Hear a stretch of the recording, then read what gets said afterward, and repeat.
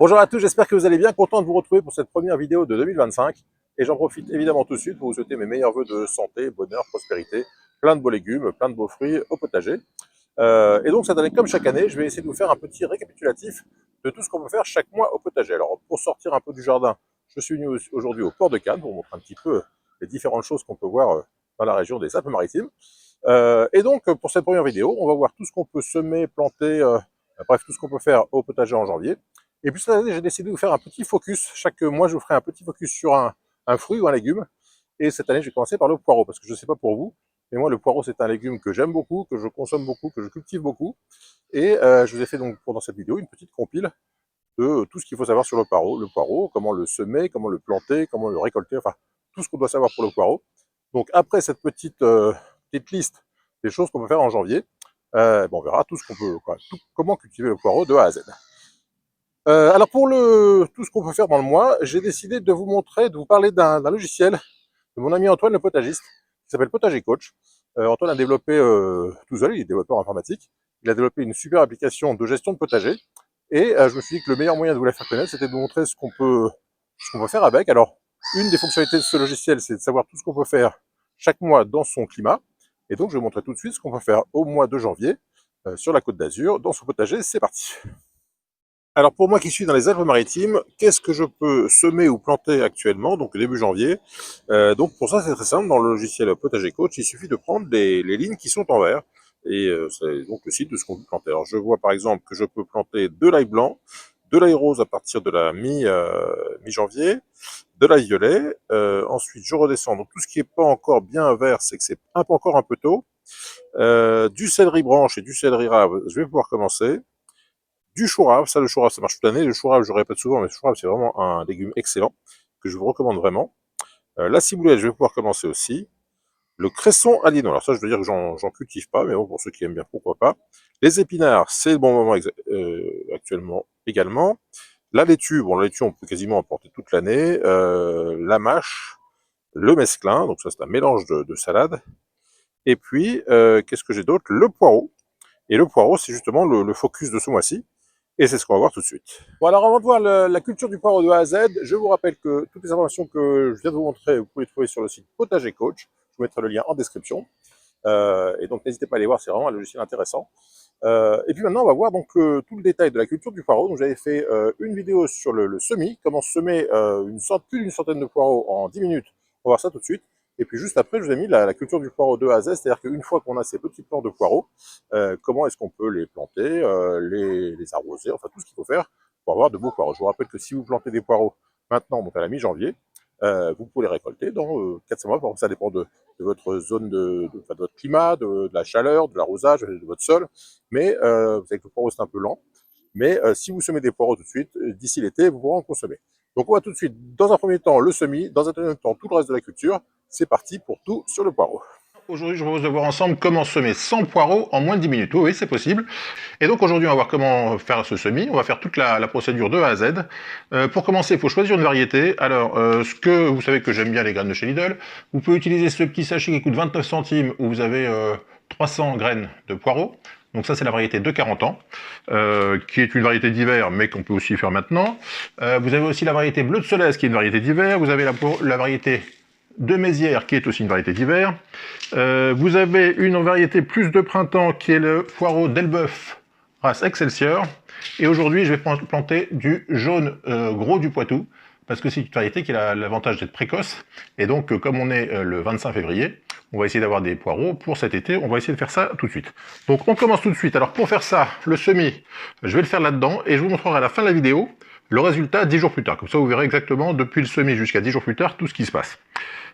Donc je prends une caissette de poissonnier, et pour faire ce semis, j'utilise du terreau universel. Simplement, je le tamise. Alors, qu'est-ce que c'est tamiser? C'est que je prends un petit tamis comme ça, avec un maillage de 5 mm, à peu près 4-5 mm. Et puis je tamise, et donc j'obtiens une partie comme ça, plus grossière évidemment, qui sont les gros bouts, qui sont dans le terreau universel, que je vais utiliser en fond de caissette. Voilà, j'en mets 2 cm. Alors on dit que normalement, il ne faut pas enterrer la matière organique, mais là, comme on a les trous de drainage, évidemment, les caissettes, il faut toujours qu'elles soient percer sur le côté pour que ça s'aère. Donc comme j'ai ces trous de drainage, je vais pouvoir faire ma zone de drainage en bas et que la matière organique qui est enfouie soit aérée par les trous de drainage. Donc pas de souci. Donc vous voyez, j'ai fait une première petite couche ici. Et donc maintenant je vais utiliser la partie que j'ai tamisée, que j'ai mis dans ce sac, pour faire ma couche de plantation. Donc je remplis ma caissette. Ça va aller vite, vous allez voir. Voilà. Voilà, ça devrait aller comme ça. Je vais essayer de pouvoir mettre partout. Et l'idée, c'est de voir qu'en moins de 10 minutes, on peut faire un semis sympathique. Donc je mets bien mon terreau comme ça. Je prends une petite planche. Alors la petite planche, c'est bien, ça permet de tasser. Donc j'appuie comme ça, c'est assez fortement. Pourquoi est-ce qu'il faut tasser le terreau? On appelle ça plomber.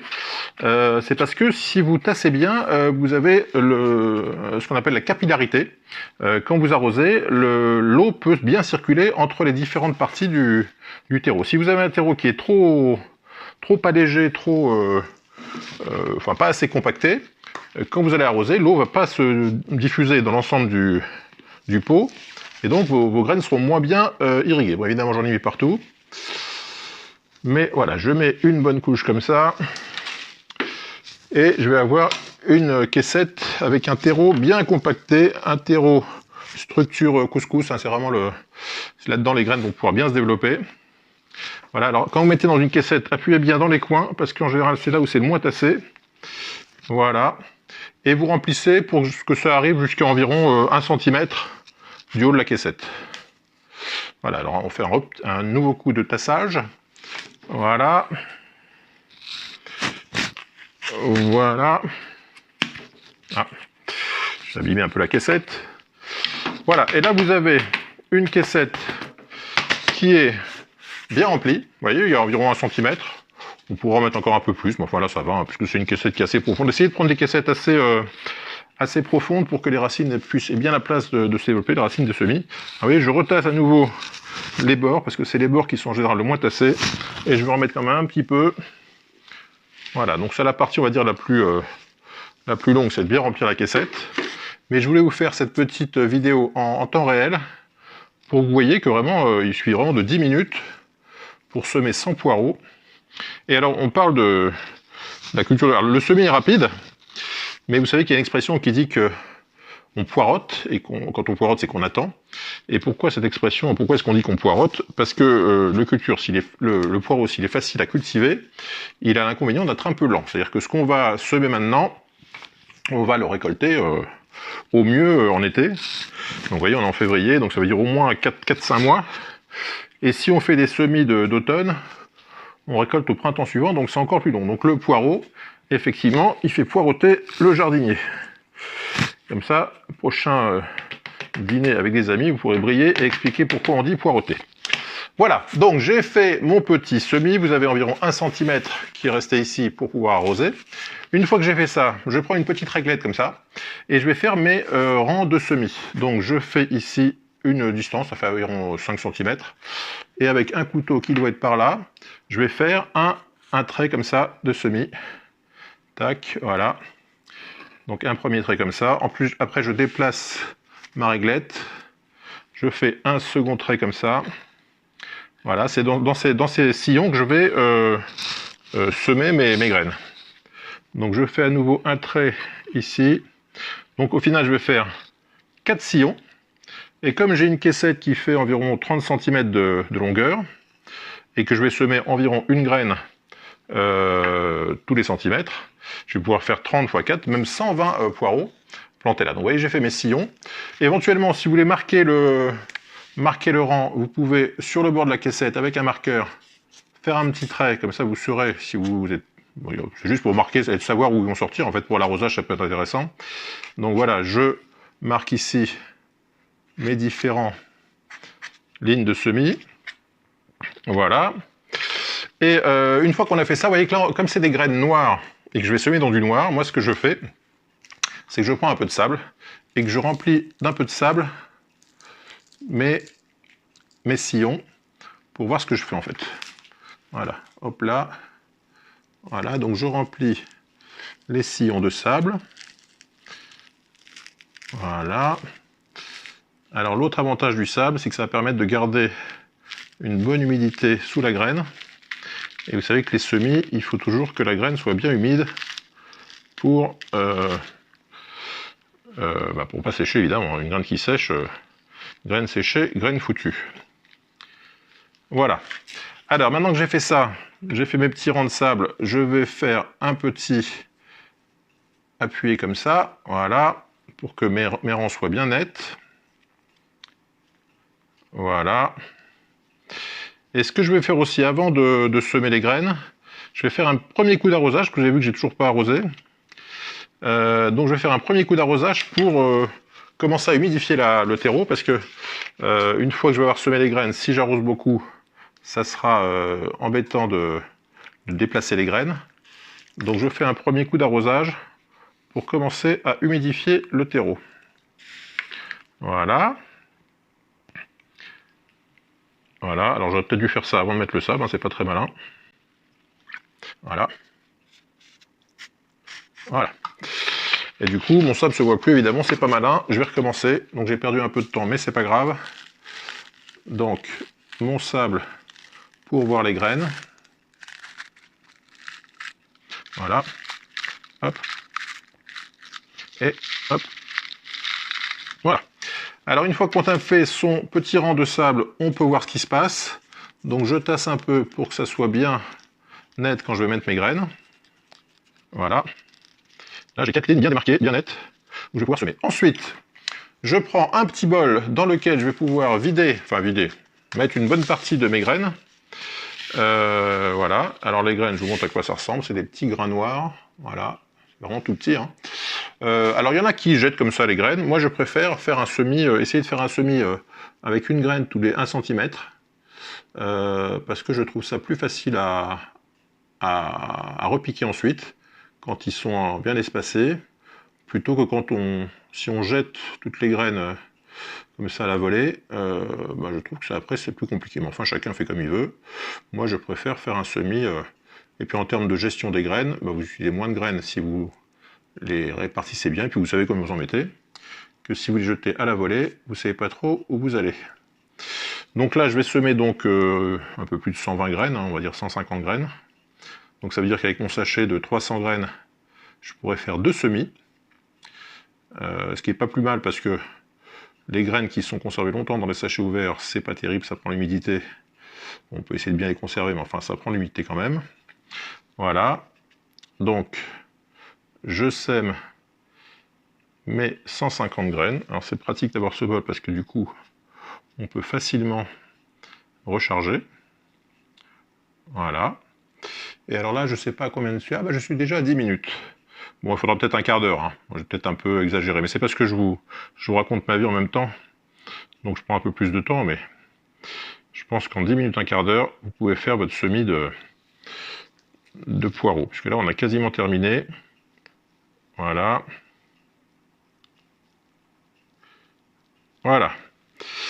Voilà, j'en remets un petit coup parce qu'il me reste dans la main. Voilà, donc j'ai semé mes 150 graines, on va dire. À partir de là, qu'est-ce qu'il me reste à faire? Je refais un petit coup d'appuyage comme ça avec ma cuillère pour bien tasser, parce que toujours pareil, il faut que les graines soient bien en contact de la terre et de l'eau pour s'humidifier. Voilà. Et puis par-dessus ça, il ne va plus me rester à remettre un petit coup de terre par-dessus. Voilà, j'en ai qui sont restés sur le dos de la cuillère, c'est pas grave. Je vais remettre un petit coup de terreau en surface. Hop. Voilà, alors très léger, hein, 1,5 cm, c'est très bien. Voilà. Tac. Là, on peut faire un petit étalage. Voilà. Un autre petit demi-centimètre de l'autre côté pour terminer.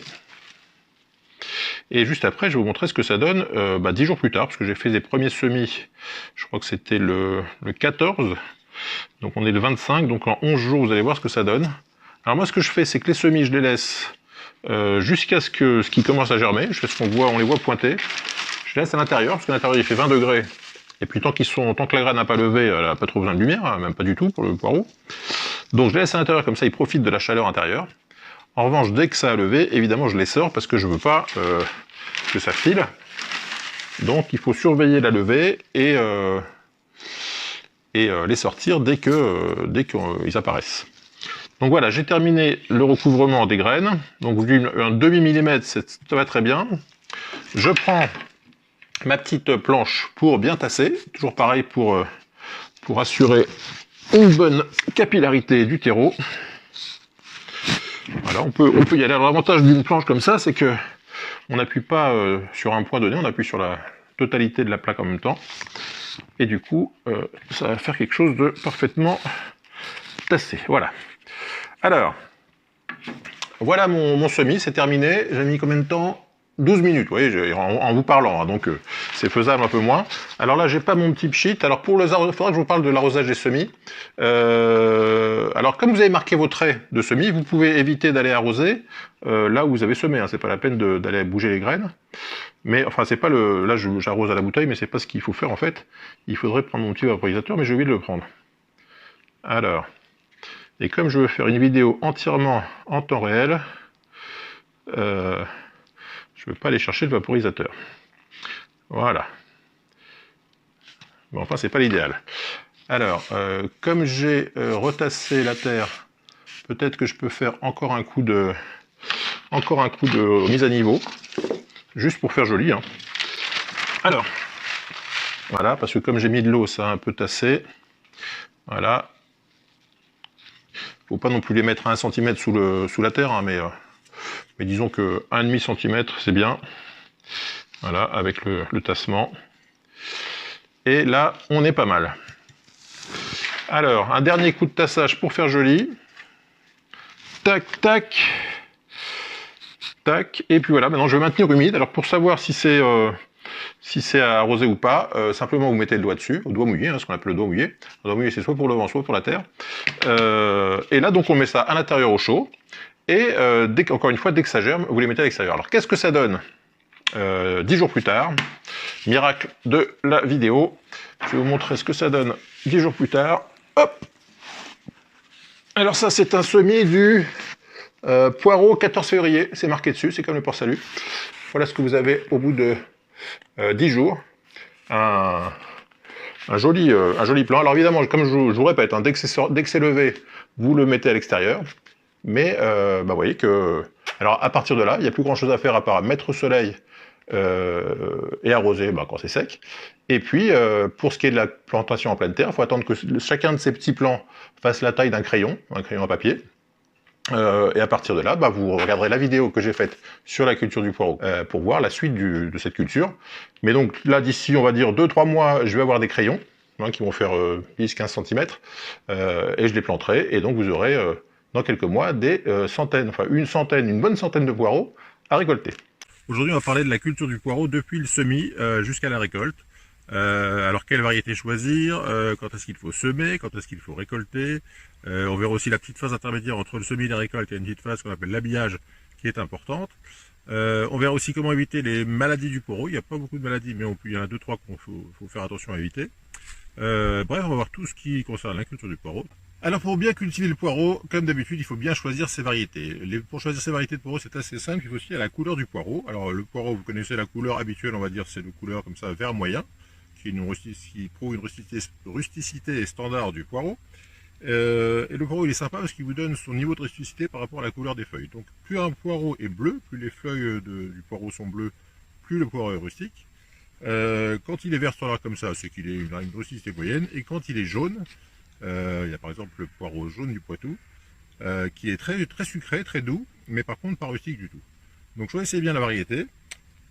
Pour choisir votre variété, moi ce que je vous conseille, si vous achetez des plants tout faits comme celui-ci, c'est d'aller sur les marchés et demander aux gens qui proposent ces plants, qui connaissent bien la rusticité de votre région, qui connaissent bien les conditions de votre région, et qui vous vendront en général des poireaux adaptés à votre région. On va parler maintenant des semis. Alors les semis, on peut les semer 2 fois dans l'année, les poireaux, en début d'année, vers janvier-février, à l'abri, parce que bon, ça supporte le gel, mais les semis c'est quand même un petit peu fragile. Donc on peut les planter en début de saison ou alors au printemps. Alors ça c'est, voilà, je vous montre ici des semis que j'ai fait, ça devait être au mois de mai je crois. Et là on est au mois d'août et vous voyez qu'ils n'ont pas très bien poussé. J'avais une terre qui n'était pas très bonne, j'avais pris un peu de la terre de récup, donc ils n'étaient pas très beaux. Alors plutôt que de semer des semis comme ça qui étaient un peu faibles, on dit en général qu'il faut qu'ils aient le diamètre d'un crayon pour les semer, j'ai préféré en acheter. Donc j'ai acheté des plants. Donc ce genre de plants, vous pouvez les trouver, donc je vous disais, sur les marchés. Alors ça se vend par botte de 50 en général.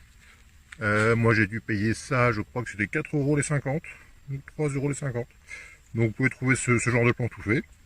Et donc vous n'avez plus qu'à les ramener à la maison et à les planter.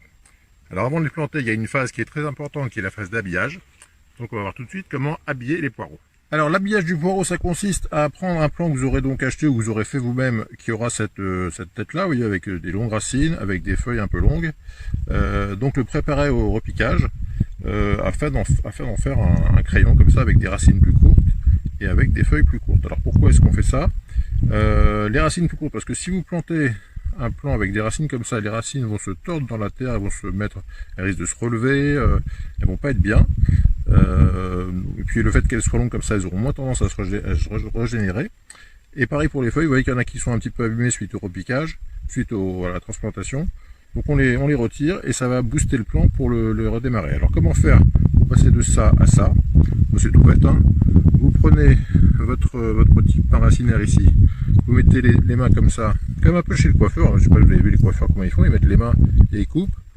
Et voilà, vous avez un petit plant comme ça avec des racines d'environ 1 cm. Ce qu'il faut, c'est faire en sorte que quand vous allez le planter, il n'y ait pas des rebiques, que les racines n'aillent pas remonter vers le haut, parce qu'elles pousseront moins bien. Et l'idéal, vous voyez, c'est quand vous avez comme ça une zone radiale, c'est-à-dire quand vous allez le planter, les racines vont être à plat dans le fond et vont pouvoir se développer dans le sol. Et là, vous aurez un maximum de développement des racines. Pareil de l'autre côté, au niveau des feuilles. Là, vous voyez qu'il y a des feuilles abîmées, donc on va le rabattre ici au niveau du départ des feuilles. Comme ça, on voit bien qu'ici, les feuilles vont pouvoir pousser. Et on a ce qu'on appelle un crayon, donc un petit plant qui fait une vingtaine de centimètres et qui est prêt à planter. Voilà pour la phase d'habillage. Alors quand vous en avez, là on en a 200 à faire aujourd'hui. Bon, ça prend un petit peu de temps, mais c'est comme ça que les plants vont redémarrer le mieux une fois plantés dans le sol. Voilà, alors une fois que vous avez fait vos crayons, évidemment il y a la phase de plantation. Alors la plantation pour le poireau c'est une plante qui supporte des sols pauvres, mais comme toutes les plantes, elle poussera beaucoup mieux dans un sol riche. Donc moi ce que je fais en général, c'est que dans mon sol qui est particulièrement pauvre, je mets pas mal de fumier. Donc vous voyez là sur 2,50 m, j'ai mis 2 poubelles de fumier. Donc, mais bon, encore une fois, j'ai un sol très pauvre, c'est pas forcément valable pour tout le monde. Si vous décidez de mettre du compost ou du fumier, surtout pour le fumier, faites en sorte qu'il soit bien mature, bien mûr, parce que le poireau n'aime pas trop les fumiers jeunes, on va dire. Et donc, au niveau de la plantation, c'est une plante qui est assez productive, parce que sur 1 m², on peut planter 50 plants. C'est-à-dire on espace les plants, on espace les rangs de 20 cm, et on espace les poireaux sur le rang, alors entre 6 et 10, ça dépend, moi j'ai fait 10, on peut faire plus serré. Ça veut dire qu'en 20 par 10, on peut mettre 50 plants de poireaux par mètre carré. 50 plants, grosso modo, ça fait, si vous allez laisser aller jusqu'au bout, ça fait quasiment 10 kg de poireaux au mètre carré. Donc c'est une culture assez productive. Alors une fois que vous avez préparé votre sol, le sol est bien propre, vous n'avez plus de cailloux, c'est assez meuble, on peut rentrer facilement dans le sol sans souci comme ça. Vous allez faire des rangs donc tous les 20 cm avec un petit cordeau pour planter bien droit, parce que c'est important de planter droit, parce que après quand il faudra désherber, ça sera plus simple d'avoir des rangs droits.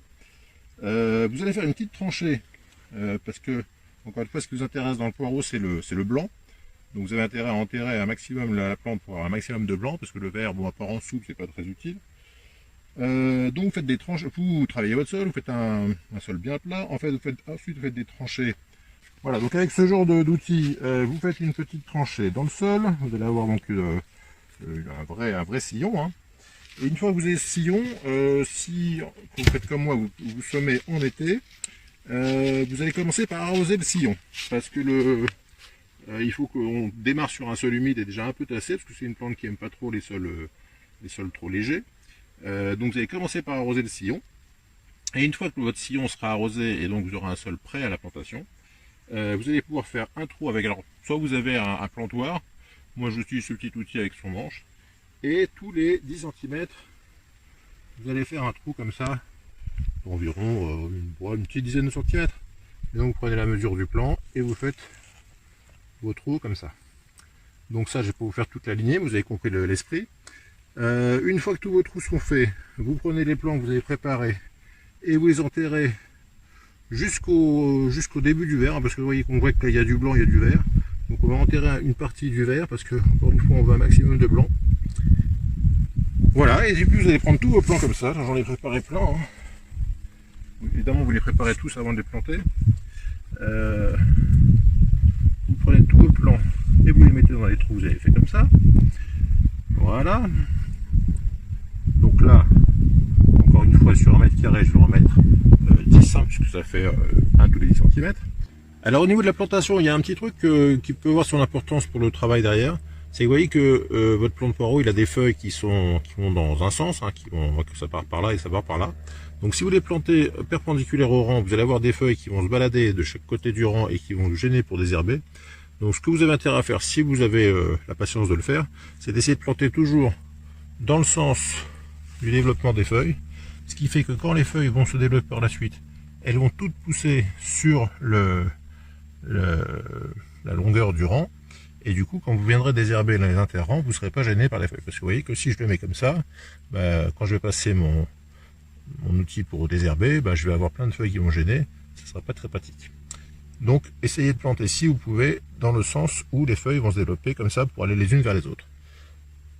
Autre chose concernant les espacements, là vous voyez j'ai fait 10 cm. Alors il y a des raisons importantes. C'est que plus vous serrez les rangs entre eux, parce que les pros les plantent jusqu'à 6 cm de distance, plus vous serrez, plus vous avez des risques d'avoir de la rouille. La rouille c'est une maladie cryptogamique qui va faire que vous aurez des feuilles tachetées d'orange, donc pas très jolies. Donc si vous espacez de 10 cm, vous aurez un plus grand espacement, donc plus d'aération et moins de risque d'attraper la rouille sur vos plants. Autre chose, alors les maladies qui arrivent souvent sur les poireaux, c'est la rouille d'une part, et c'est aussi la teigne du poireau. La teigne c'est un petit lépidoptère, c'est un petit papillon qui vient faire des dégâts sur le poireau. Alors une des solutions pour éviter la teigne, c'est de faire, vous voyez que là j'ai 5 rangs sur ma planche, c'est de faire au milieu, sur le rang du milieu, faire un rang de carotte, parce que la carotte et le poireau s'entendent bien. Le poireau fait, l'odeur du poireau fait que la mouche de la carotte ne vient pas les attaquer, et l'odeur de la carotte fait que la teigne du poireau ne vient pas attaquer le poireau. Donc c'est une solution d'association, faire un rang de carotte au milieu, 2 rangs de poireau de chaque côté, et vous n'aurez pas de mouche sur la carotte et pas de teigne sur le poireau. Alors une fois que les poireaux sont dans les trous, il n'y a plus qu'à mettre un petit coup d'eau dans le sillon, et vous allez voir que la terre qui va couler avec l'eau d'arrosage va aller remplir les trous. Et alors ce qui est bien, parce que le poireau adore être bien enterré et que la terre soit bien autour du plant. Donc là avec ce système, la terre coule bien à l'intérieur et va bien serrer le plant. Alors je ne veux pas toute la ligne, comme vous avez compris. Alors je vais poser le robinet pour vous montrer comment on finalise. Pendant que je suis là, regardez, sur les choux là qui sont là, vous voyez qu'ils sont jolis, hein, ils ont pris la canicule, ça, ils sont assez jolis. Alors un petit truc en passant, si vous avez des problèmes d'altise sur les choux, arrosez avec l'eau mélangée à 10% d'urine, et a priori vous voyez que j'ai pas trop d'altise pour l'instant. Ça c'est un petit truc en passant. Une fois que vous avez fait votre arrosage, donc j'ai arrosé hier, vous voyez qu'il y a certains plants comme celui-ci qui sont un peu, le trou est pas forcément bien, le truc est tordu. Donc là c'est tout bête, vous prenez votre plant, vous tassez un petit peu comme ça, vous redressez, et puis vous voyez que vous avez votre tronc qui va être tout joli. Vous voyez le plan d'un côté, ils sont à peu près propres. Là il y en a un qu'il faut que je redresse, mais globalement ils sont pas trop mal. Donc avec un petit redressement comme ça, vos plants vont pousser droit et tout se passera bien. Voilà pour la plantation. Alors au fur et à mesure que les plants vont pousser, il faudra les buter, parce qu'encore une fois on veut beaucoup de blanc, donc plus on va buter, plus le fût sera blanc. Et puis donc, ah oui, après il y a au niveau du paillage, quand vous serez en été, qu'il fera encore chaud, vous aurez intérêt à pailler entre les rangs pour protéger le sol et qu'il ne se déchire pas trop vite. En revanche, quand on arrivera vers l'automne, il commencera à pleuvoir un peu fort, il faudra dépailler pour pas que les plantes, parce que c'est des algacées, donc elles n'aiment pas trop être dans l'eau. Donc il faudra alterner, comme ça jouer avec la météo et jouer avec les précipitations. Voilà pour la plantation. On va parler maintenant des maladies. Alors, autre solution des anciens pour lutter contre les maladies des poireaux, il y a deux techniques. La première consiste à préparer les plants et les laisser 2 jours au soleil pour qu'ils sèchent un peu. Vous savez que le poireau, c'est une plante très très résistante. D'ailleurs, si vous voulez vous amuser quand vous préparez vos poireaux, à couper le bas du poireau, vous prenez 2 centimètres en bas, vous gardez les petites racines en dessous et vous les replantez, vous verrez que même s'ils ont passé 8 jours au magasin, 3 jours dans votre placard, etc., ils repartiront. Donc, c'est pas 2 jours qui vont gêner. Mais il paraîtrait qu'en laissant les plants 2 jours au soleil, ça limite les maladies.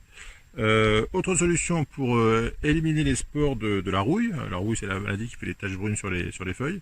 Ça serait de mettre les plants préparés dans une solution d'eau et de javel.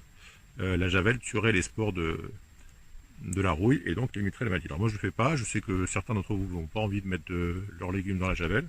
Bon, enfin il paraît que ça marche. Voilà, alors pour la plantation, habituellement la tradition veut qu'on récolte les pommes de terre le 14 juillet et qu'on plante les poireaux qu'on a semés au printemps. Moi cette année, comme on a eu des fortes chaleurs entre le 15 juillet et le 15 août, j'ai pas planté mes poireaux tout de suite. Donc là on est le 14 août, je les plante maintenant. J'espère avoir récolté les premiers vers octobre. Et puis alors l'avantage c'est qu'en en plantant 200, il y a différentes tailles. Dans les boîtes que j'ai pris des boîtes plus ou moins développées. Donc les petits comme ça, je les récolterai plutôt vers novembre-décembre. Et puis il est un peu plus gros, je sais pas si j'en ai un plus gros par là. Oui, celui-là est un peu plus gros. Comme il est un peu plus développé, je le récolterai sûrement vers octobre. Donc si vous plantez, allez on va dire 2 mètres carrés de poireaux, c'est pas beaucoup, mais 2 mètres carrés ça vous fait quand même 100 poireaux. Et 100 poireaux, ça vous permet normalement pour une famille d'avoir des bonnes salades de poireaux vinaigrette pendant tout l'automne et tout l'hiver. Voilà, j'espère que cette première vidéo de l'année 2025 vous aura plu. J'espère que vous allez cultiver du poireau, parce qu'encore une fois, c'est vraiment un légume formidable à cultiver, à consommer, et je peux que vous recommander. Si vous avez des questions ou des commentaires sur le poireau, n'hésitez pas juste en dessous. N'hésitez pas à me dire si vous avez apprécié cette vidéo, si vous aimez, comme ça je vous fasse des petites compiles régulièrement. Si vous avez aimé la vidéo, n'hésitez pas à mettre un petit pouce bleu, ça aide toujours. Si vous avez envie de la partager avec d'autres personnes qui veulent démarrer un potager cette année, n'hésitez pas, ça aide toujours la chaîne. Et puis si vous n'êtes toujours pas abonné, évidemment, je compte sur vous pour nous rejoindre très très vite. À très bientôt, bonnes aventures, bye bye.